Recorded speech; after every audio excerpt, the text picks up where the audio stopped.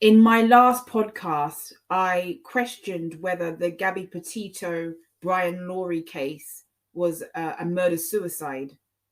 I've got bad vibes, but I don't know enough yet. What I can say is that the police completely cocked this up. They've completely cocked this up by not questioning and interrogating Brian when he returned. I can tell you, if he was African American, he would have been arrested at the very least and interrogated. And a lot of people are not going to want to hear this, but it's the truth. They've cocked it up, and I'm not saying he's going to get away with it. If he has committed suicide, or if he commits suicide, then he will.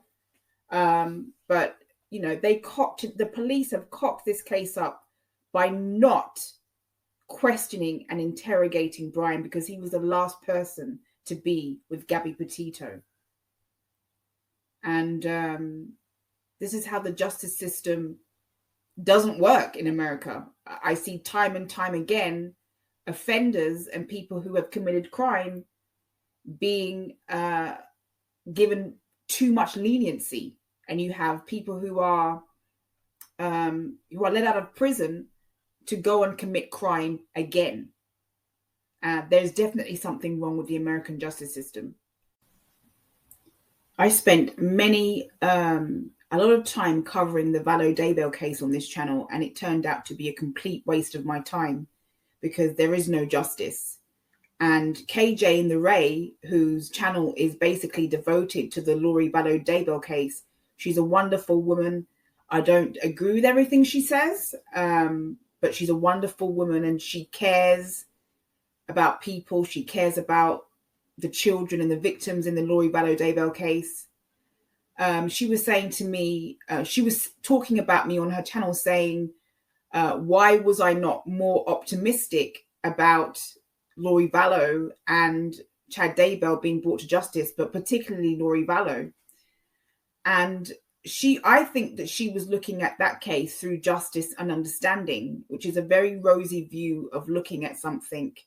A lot of us think that if somebody commits a crime, and it's obvious that they did it, and there's enough evidence, that they're going to be arrested and charged and put away, and that it's just as simple as 1, 2, 3. But it's not. It's not as simple as that. While she was looking at the Laundrie-their case through justice and understanding, I was looking at it from the other side of the fence as a Black person, as an ethnic minority. How would I be treated if I was in the same situation and there were dead bodies flying around me, or, for a long period of time? How would I have been treated if I had been the guardian of Tylee and JJ? Would I have been treated with such leniency? I don't think so. I don't think so at all. And people of different races get treated in the court system, and also men and women are treated differently in the court system, and people of varying socio-economic backgrounds are treated different in the court system. There's this idea that we're all treated equally. It's a very, very rosy idea. That saying, looking at things through rose-tinted glasses. There's this idea that if it's obvious that you've committed a crime, that you are going to be arrested, charged, and you're going to be put away.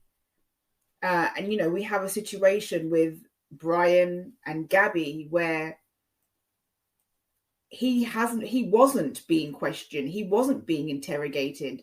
The police weren't doing anything about him, although I'm sure he was the prime suspect. The police didn't do anything about him. They just kind of let him be, and they let him disappear.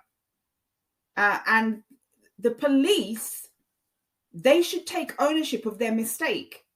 Because if they had questioned him and interrogated him and arrested him, something would have been done. Something better could have come out of this. But instead, they didn't do anything. They slept on him. And I can guarantee you, if he had been an African American guy, if Brian Laurie, and people are going to be really angry, but I don't care, because this channel is about me telling you things from my honest perspective. If he had been an African American guy, Brian Laurie, as soon as the police got whiff of him, he would have been arrested, at the very least arrested and questioned. That didn't happen. That didn't happen. And now we have this. As I'm doing this podcast, there are more updates and more information. There's going to be more information released as the hours pass, and everything is still up in the air. We don't know. We don't have all the details. I don't have all the details, but I was listening to my previous podcast on this before, and I was saying that I think this tragedy is a result of a bad romance, a romance gone wrong. It's the result of a bad relationship, a toxic relationship. And I'm questioning now, is it a murder-suicide? I really do hope that Brian Laundrie is going to be found and that there's going to be an arrest, because if the body that they did find is Gabby's, I would like him to be held accountable. And if she is dead, then he is more than likely going to be the perpetrator.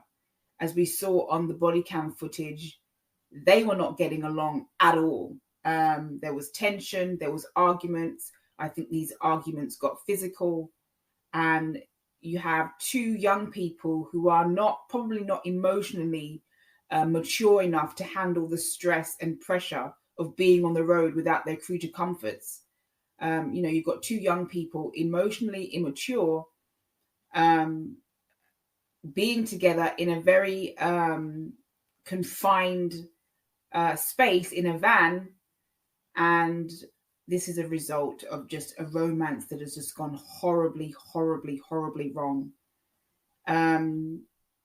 What I think is that